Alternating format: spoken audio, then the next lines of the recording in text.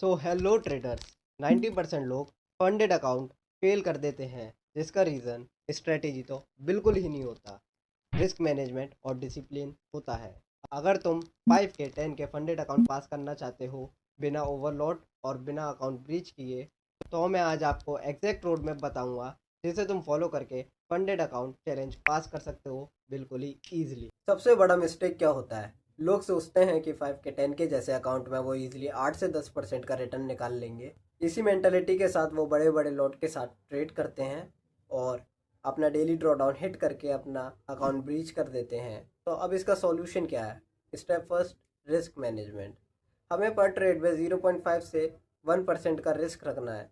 Like $5 का funded account है, उसमें हमें $50 का एसएल लगाना है, मींस 1% ऑफ $5 एसएल $50 का लगेगा, तो उस हिसाब से हम अपना लॉट साइज कैलकुलेट करेंगे। अब गाइज, ये स्टेप 1 में रिस्क मैनेजमेंट के अंदर हमें क्या क्या मिस्टेक नहीं करनी है।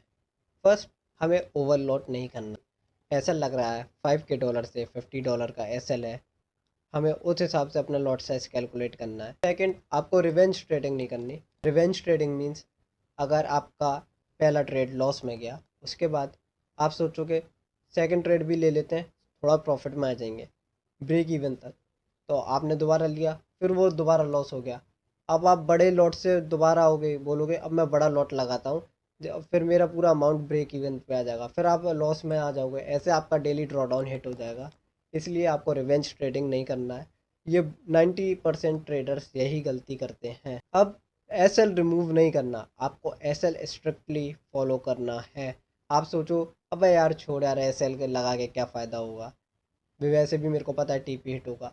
भाई, ये आप प्रेडिक्शन कर रहे हो फ्यूचर का, आपको नहीं पता कि आपका एसएल हिट होगा या टीपी हिट होगा। स्टेप 2, आप सिंपल स्ट्रेटेजी यूज़ करो, like support and resistance, break and retest, order blocks, और रिस्क रिवॉर्ड रखो आप 1:2 का। लाइक $5 का फंडेड अकाउंट है, उसमें आपने $50 एसएल रखा है, तो $50 का एसएल है, तो टीपी आपका होना चाहिए $100।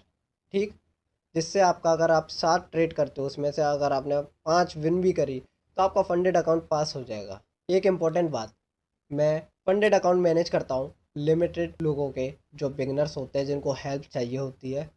अगर आपको फंडेड अकाउंट मैनेज करवाना है तो मेरे को डीएम करें, जिससे मैं आपको पर्सनली डिटेल दे सकूं और गाइड कर सकूं। Step 4, patience game. Funded account survival का गेम है, स्पीड का नहीं।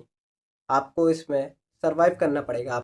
इसमें आपको गोल रखना है 0.5 से 1%, जिससे आप फंडेड अकाउंट में सर्वाइव कर सको easily. Safe approach. Biggest mistake avoid करनी है। First, news trading.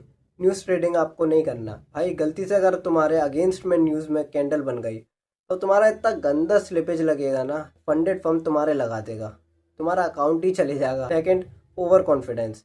अगर आपने एक ट्रेड प्रॉफिट में करा, सेकंड ट्रेड भी प्रॉफिट में करा, अपना ट्रेडिंग सेटअप बंद कर दो। पर कुछ लोग करते नहीं है, वो सोचते हैं भाई मेरा 2 विन हो गया, अब मैं एक और विन कर लेता हूँ, मेरा अकाउंट भी पास हो जाएगा या बहुत मैं करीब आ जाऊंगा उसके।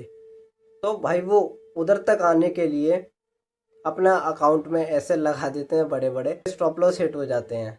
फिर आपको मल्टीपल पेयर्स में ट्रेड नहीं करना। लाइक गोल्ड में बन रहा है, यूरो में बन रहा है, जियो में बन रहा है, तो आपको ये देखना है कि आपका मास्टरी पेयर कौन सा है। स्टेप 5, अगर तुम सीरियसली फंडेड ट्रेडर बनना चाहते हो, तो तुमको स्ट्रेटेजी से ज़्यादा डिसिप्लिन पे फोकस करना पड़ेगा। ये तो सिंपल है भाई।